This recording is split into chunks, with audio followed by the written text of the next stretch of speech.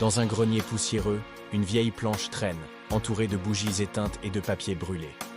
Un jeu, disent certains. Une porte, disent d'autres. Depuis des générations, la planche Ouija fascine autant qu'elle effraie. Pour certains, ce n'est qu'un jouet. Pour d'autres, c'est un outil, un lien, une faille vers quelque chose que l'on ne comprend pas vraiment.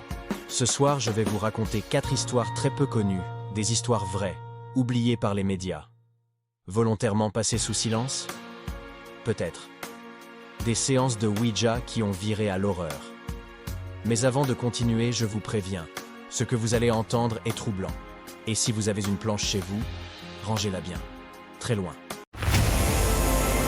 Le monde est plein de secrets, d'énigmes troublantes, de vérités cachées, d'expériences terrifiantes.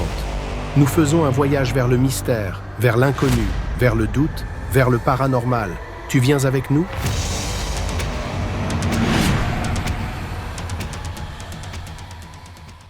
Histoire 1, le collégien disparu. 1994, banlieue résidentielle du Michigan. Noah Granger, 13 ans, était un garçon plutôt discret.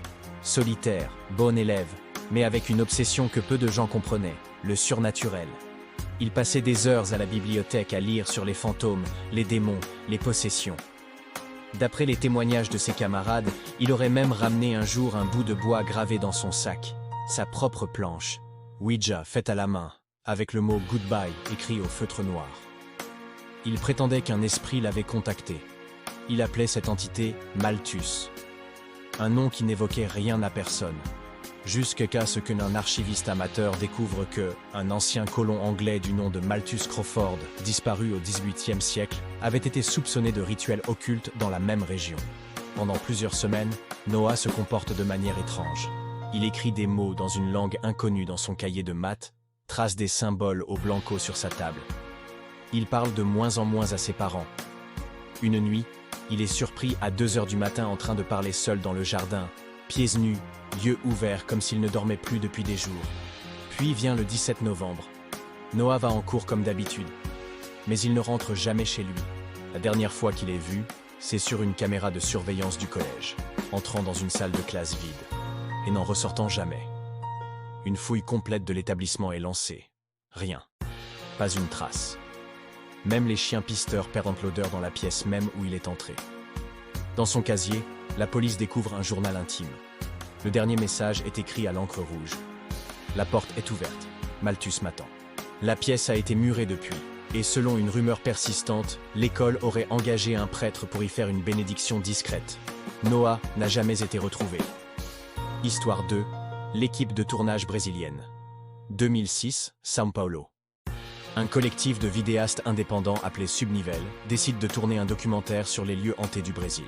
Leur premier choix, l'hôpital psychiatrique de Santa Marília, abandonné depuis 1979, après plusieurs scandales de maltraitance et de morts inexpliquées. Ils arrivent avec tout un attirail, caméra, micro, lumière infrarouge et une planche Ouija. Au départ, tout est calme. Ils filment les salles délabrées, les murs couverts de graffitis, les dossiers médicaux jetés à terre. Mais en entrant dans l'aile ouest, l'un d'eux dit sentir une odeur de brûlé. Une autre membre de l'équipe, Julia, vomit subitement. Ils décident d'utiliser la planche dans la pièce 25, une ancienne salle d'isolement. La séance commence en silence. Puis le verre se déplace violemment. Ils reçoivent le message « Salga », qui signifie « par d'ici » en portugais ancien. L'un des membres, Raphaël, filme en continu. On entend alors distinctement des pas dans le couloir, mais personne ne s'y trouve. Dans la vidéo non diffusée, que 2 personnes auraient vu avant sa suppression, on voit une silhouette brève passer derrière la vitre, mais sans reflet. Après leur retour, Raphaël fait une crise de panique violente et doit être hospitalisé. Julia devient insomniaque et fait plusieurs cauchemars dans lesquels elle voit elle, hôpital en feu, et un homme attaché hurlant dans les flammes. L'équipe abandonne le projet. Le site est effacé. Le disque dur contenant les rushs aurait été accidentellement détruit. Pourtant, sur un vieux forum brésilien, un utilisateur dit en 2011 posséder une copie cryptée de la vidéo. Il voulait la vendre. Il n'a plus jamais posté. Histoire 3, le forum supprimé. 2008, un vieux forum aujourd'hui disparu, Paranormal Experiences, forum actif. FR. Un thread attire rapidement l'attention. On a vu la mort. Le récit commence avec un groupe de 4 ados qui passent le week-end dans une maison de famille, isolée. L'un d'eux ramène une planche Ouija trouvée dans un vide-grenier. Ils font une séance dans le salon, à la lueur des bougies. Ils demandent à l'esprit son nom. Réponse: Nox. Puis viennent les provocations. L'un d'eux, Tom, plaisante et dit à haute voix: Vas-y, montre-nous la mort si t'es si fort. Le verre bouge brusquement et casse. Une bougie explose. Les lettres sur la planche s'effacent comme si elles avaient fondu. Le lendemain, Tom est très agité. Il dit qu'il entend des voix dans sa chambre la nuit. Qu'un homme le regarde depuis l'armoire. 2 jours plus tard, il meurt dans un accident de voiture. Voiture retrouvée encastrée dans un arbre. Pas de traces de freinage. Les secours trouvent dans la boîte à gants un bout de papier, avec le mot « Nox » écrit plusieurs fois. Le topic devient viral. Mais quelques heures plus tard, il est supprimé. Le compte de l'auteur, Server 42, effacé. Le forum entier devient inaccessible 1 semaine plus tard. Sur les archives du web, seule une miniature floue d'un post est encore visible. Et dans le code source, une phrase ajoutée à la fin par l'auteur: « Si vous lisez ça, alors il vous a déjà vu. » Histoire 4, L'appel inconnu. 2019, Paris. Lila, 22 ans, étudiante en psychologie, passionnée par l'occulte, achète une planche Ouija vintage sur un site d'enchères.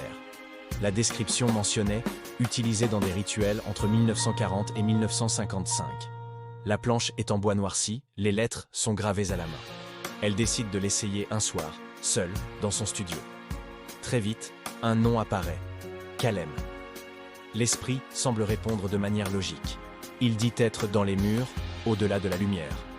Puis une phrase étrange s'écrit: « Quand tu entendras l'appel, réponds, même s'il n'y a pas de téléphone. » Elle rit, pense à une coïncidence.